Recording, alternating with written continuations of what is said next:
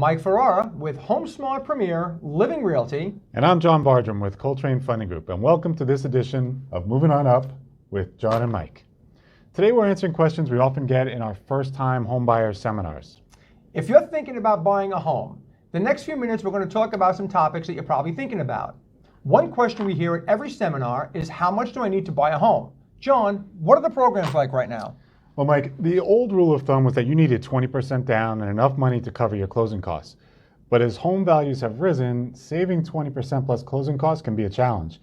The good news is we offer many new programs for reduced or even no down payment loans, including the brand new zero down payment FHA option.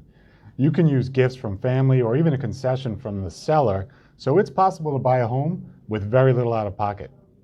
As always, your credit history and income will determine what you qualify for, so check with me for more details. Mike, another question we often hear is, how does a realtor help me find a new home? Once you're pre-approved, we have a consultation so I can learn about what you want in your new home. I'll ask you questions about areas you're interested in, specific rooms you may want, the style of home you prefer, and your monthly budget, including property taxes. That gives me the information I need to set up your prospect search so you get the first opportunity at all new listings via email.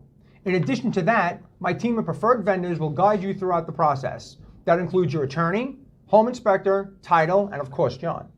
Working with me, I have you covered from our first meet to the closing table and beyond. John, many of our buyers ask if a mortgage payment will be more than rent. Well, Mike, like so many other things, we've seen the cost of rent go up in recent years.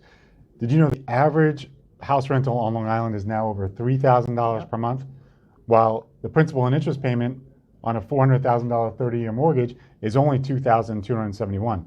So yes, a mortgage payment can be similar or even less than a rent payment. Affordability is the biggest factor to consider when looking for a home. Owning a home offers many advantages over renting, and possibly the most important is the long-term equity you can build. For example, if you rent for 10 years at $3,000 per month, at the end of the 10 years, you've spent $360,000 and only gotten back housing in return.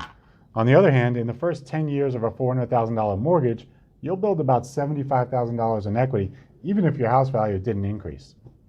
Mike, a lot of people are asking if now is a good time to buy, or should they wait for house prices to come down? That's a really good question, John. And now is still a good time to buy. As interest rates have started to increase, it has taken a lot of buyers out of the market. So we're seeing less overbidding that was common the last couple of years. However, interest rates remain low, so this is still a good time. As we go into the fall and winter months, inventory will increase, giving you a better selection of homes and a better opportunity to find something and not feel pressured. I don't feel there's going to be a big drop in home values as some buyers have been predicting. The reason for that is, unlike in 2008, we have a far better qualified buyer than we did then. That strengthens the market and will reduce the possibility of homeowners defaulting, which drives down home values. For most people, the first step in shopping for a home should be to get pre-qualified for a mortgage. What is involved with that, John? Well, getting pre-qualified should definitely be your first step. We usually start with a quick online application, and then I'll ask you about your employment and income, your savings, and do a credit check. I'll need to ask you for some documentation to verify what's on your application. We may discuss the different loan programs you can qualify for, like conventional, FHA, VA, and any first-time homebuyer programs. I'll be able to tell you what the current interest rate is and the projected monthly payment for your pre-approval amount.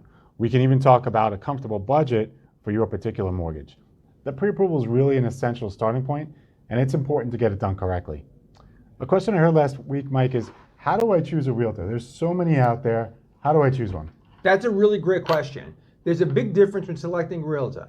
Number one, make sure they're full-time. The most frustrating thing is when you're trying to get in touch with your agent and they're working their side hustle.